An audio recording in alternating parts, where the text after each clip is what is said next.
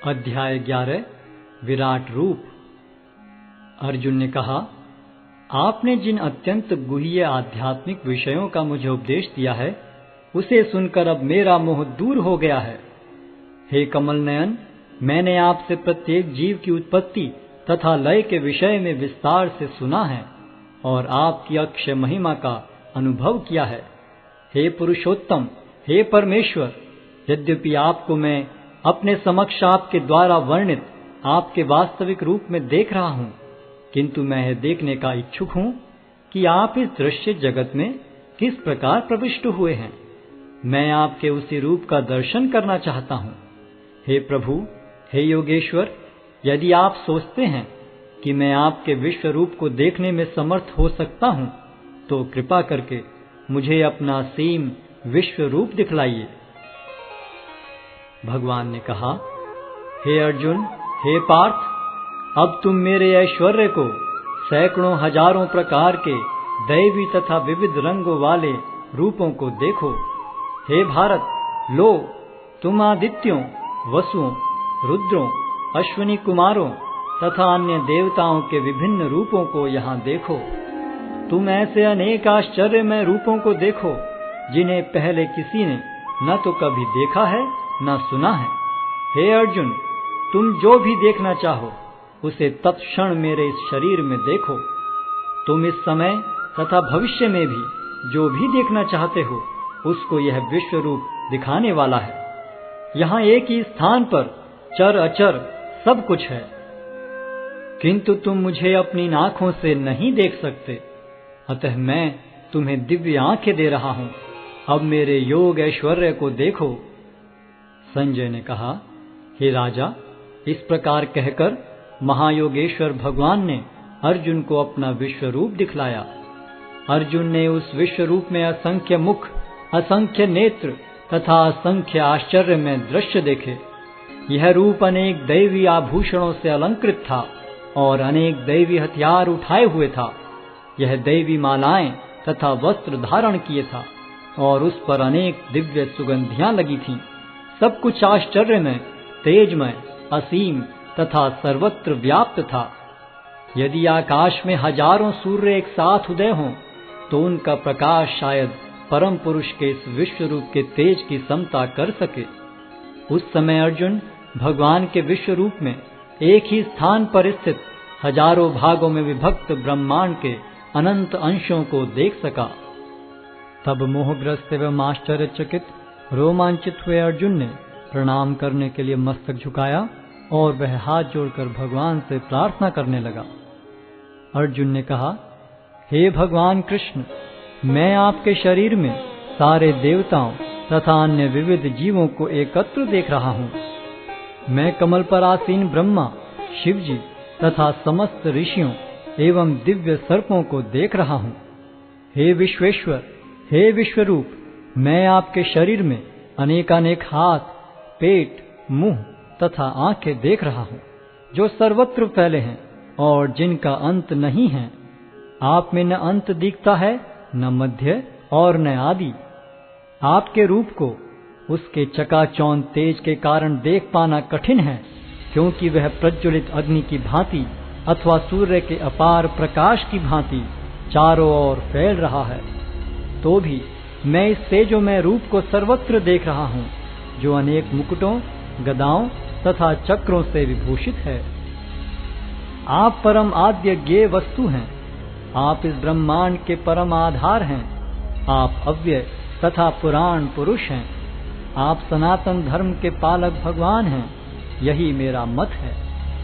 आप आदि, मध्य तथा अंत से रहित हैं। आपका यश अनंत है। आपकी असंख्य भुजाएं हैं और सूर्य तथा चंद्रमा आपकी आंखें हैं। मैं आपके मुख से प्रज्वलित अग्नि निकलते और आपके तेज से इस संपूर्ण ब्रह्मांड को जलते हुए देख रहा हूँ। यद्यपि आप एक हैं, किंतु आप आकाश तथा सारे लोकों एवं उनके बीच के समस्त अवकाश में व्याप्त हैं। हे महापुरुष, आपके इस अद्भुत तथा भयानक रूप को देखकर सारे लोग भयभीत हैं। देवों का सारा समूह आपकी शरण ले रहा है और आप में प्रवेश कर रहा है। उनमें से कुछ अत्यंत भयभीत होकर हाथ जोड़े आपकी प्रार्थना कर रहे हैं। महर्षियों तथा सिद्धों के समूह कल्याण हो कहकर वैदिक स्तोत्रों का पाठ करते हुए आपकी स्तुति कर रहे हैं।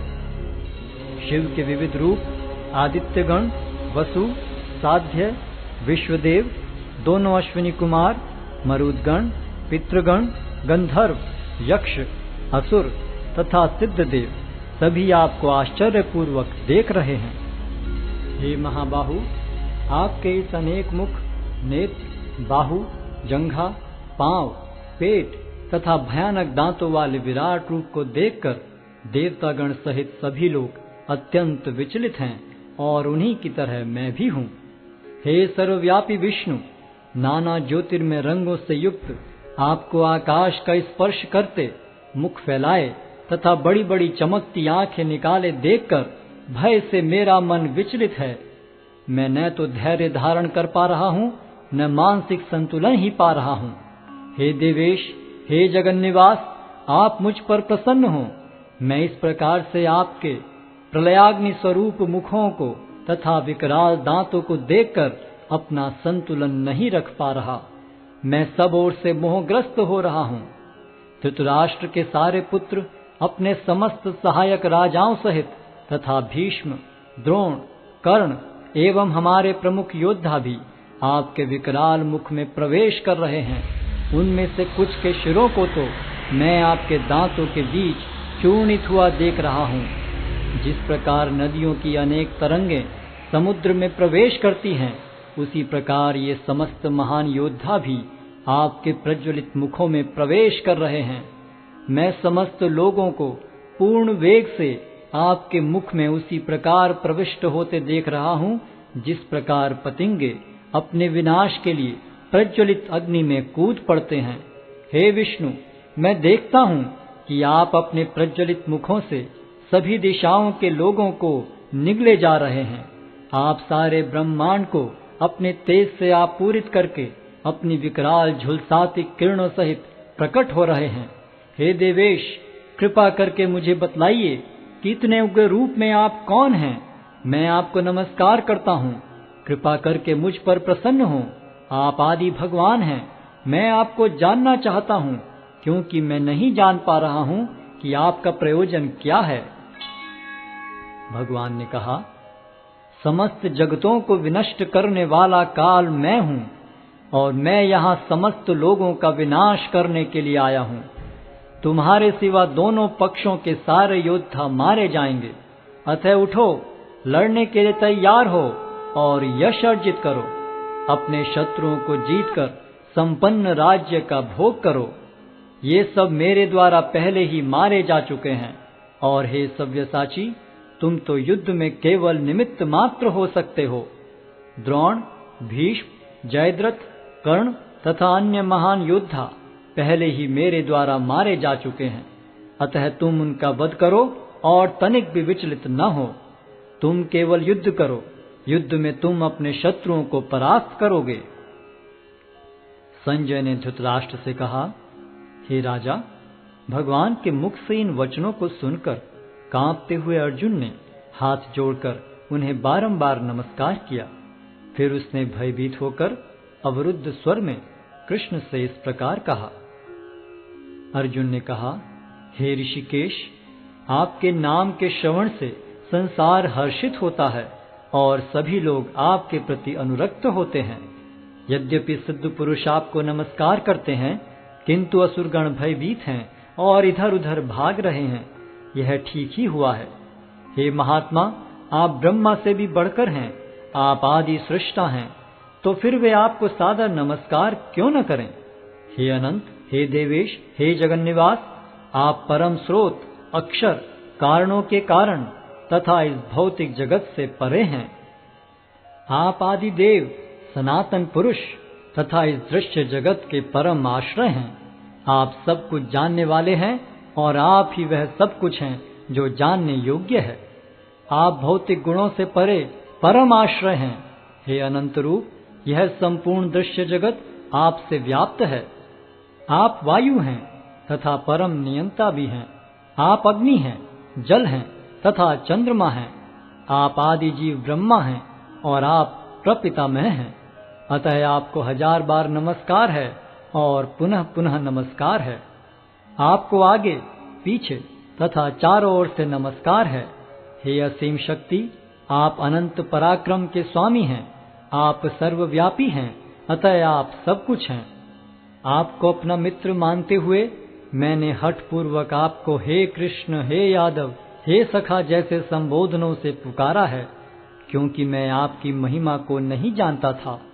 मैंने मूर्खतावश या प्रेमवश जो कुछ भी किया है, कृपया उसके लिए मुझे क्षमा कर दें।